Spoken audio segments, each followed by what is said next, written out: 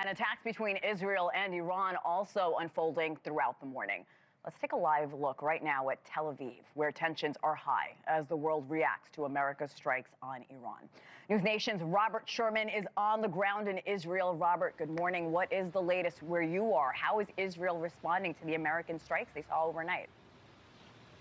Yeah, good morning to you, Hena, from a ghostly quiet Tel Aviv with the entire country currently at its highest level of alertness. The Home Front Command telling people here, do not go to work, do not go to school, do not go outside unless it's absolutely necessary. And already you're seeing people adhere to that, particularly after Israelis got their first taste of Iranian retaliation just a few hours ago. It was the early morning hours in which we saw a pair of missile barrages fired by Iran here at Israel, with impacts taking place across the country, particularly in Haifa, where we're still trying to determine the initial scope of all of the damage and all of the casualties that are coming in. Those numbers remain fluid at this hour, but the anticipation on the ground here from both Israeli officials and everyday citizens is that more is potentially on the way.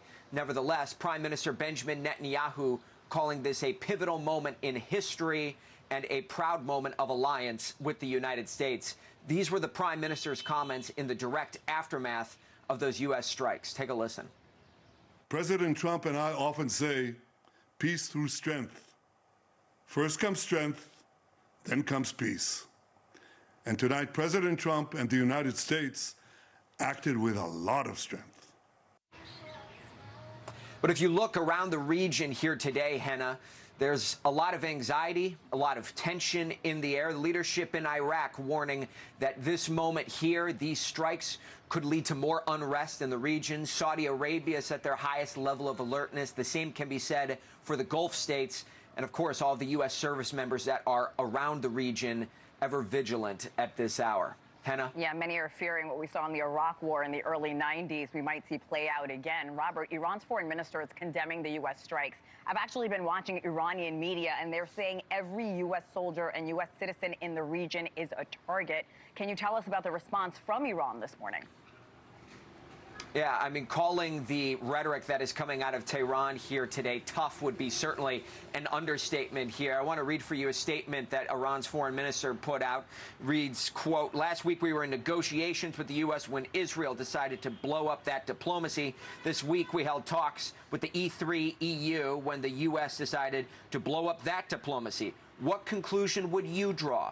To Britain and the EU high rep, it is Iran which must return to the table. But how can Iran return to something it never left, let alone blew up? That is the sentiment that is coming from Iran here today.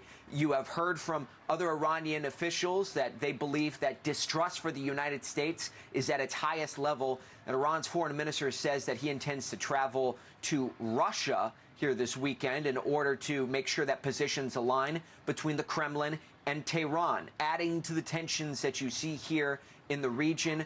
Iran making clear that they have no intention of going quietly and believe that any action that they take, whether it's against Israel or the United States service members in this region, are justified. Thank you for watching. Subscribe below and download our NewsNation app right now on your phone, and you will get fact-based, unbiased news for all Americans.